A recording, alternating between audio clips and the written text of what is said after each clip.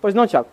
Só para voltar um pouco no assunto lá de cosmovisão. Cosmovisão? Queria saber por que a cosmovisão hoje, a maioria das igrejas hoje é bem arminiana. Por que a cosmovisão da igreja moderna é mais arminiana do que reformada? Como eu disse, a igreja ela foi recebendo lentes especiais, né, lentes de cores diferentes ao longo da sua história. Infelizmente, a igreja tem que moldar o mundo. Ela não pode ser moldada pelo mundo. Mas nós percebemos que o que aconteceu foi uma inversão dos aspectos. Aí nós olhamos o período da Reforma no século XVI, quando surgiu a Reforma Protestante, paralelo à igreja, estava tomando forma, né, tomando um poder, um movimento chamado racionalismo, que não foi desenvolvido naquele período. Se nós olharmos para Aristóteles, lá no passado, ele já era racionalista, né? Ele já tinha esse pensamento racionalista, que nós já vamos entender um pouquinho o que é isso. E depois, em Tomás de Aquino, no século XII, que era, vamos assim dizer, um filho tardio de Aristóteles, ele também começou a desenvolver. Tomás de Aquino é o principal teólogo católico. Começou a defender esse pensamento racionalista. O que crê o pensamento racionalista? O pensamento racionalista começou a defender a ideia de que o pecado de Adão não havia afetado a razão. Os teólogos antigos criam que a razão tinha ido para o saco. Mas o pensamento racionalista começou a defender que a razão estava em perfeitas condições de legislar. Aí o que aconteceu? Tudo aquilo que a razão não podia compreender começou a ser descartado. Eu só podia aceitar aquilo que é racionalmente aceito. Mais para frente, isso uns 2, 3 séculos depois, acabou desembocando no que nós conhecemos como liberalismo teológico. Por quê? Você consegue explicar racionalmente o Mar Vermelho se abrir?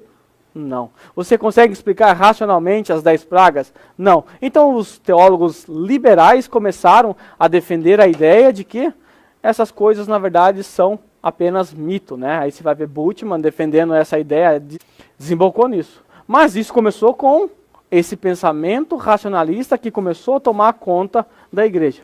No passado, os cristãos antigos, eles lidavam com algumas verdades que eles não conseguiam explicar racionalmente e para eles não importavam. O que importava, na verdade, é que aquilo era bíblico.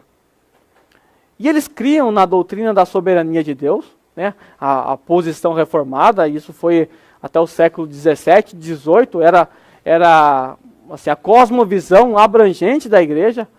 E o que aconteceu? Como o racionalismo tomou conta, aí eu pergunto, qual doutrina você acha que é mais racional? A doutrina reformada ou a doutrina arminiana? Racionalmente. Vamos lá, você chega num bar cheio de bêbados e propõe para eles as duas doutrinas. O que você acha que o bêbado vai falar? Eu creio no livre-arbítrio, eu estou aqui.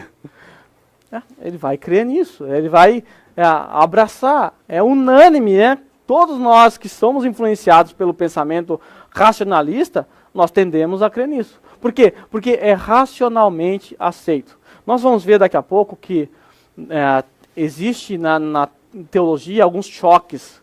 E nós temos que aprender a lidar com esses choques. Aí, como é mais racional, e a igreja abraçou de vez o racionalismo, né? Depois, próximo do século XIX, a igreja passou a entender que a coisa não era tão racional, aí surgiu o irracionalismo, a igreja passou a entender que a razão não era boa, que a razão não estava em perfeitas condições, que agora a coisa na verdade era irracional. Aí surgiu aqueles quadros, né, que antigamente era desenho mesmo, agora é rabisco, isso aqui é arte, é irracional. Aí surgiu o quê? O movimento pentecostal. A igreja começou a abraçar essas lentes, começou a receber essas lentes. Aí, infelizmente, a igreja moderna, que é dominada pelo racionalismo, hoje ela consegue aceitar a doutrina arminiana exatamente por causa disso, porque ela é mais racional, tá? Por causa disso. Tá? E nós vamos ver daqui a pouco um aspecto interessante, depois do coffee break, nós vamos ver um aspecto interessante a respeito disso, tá bom?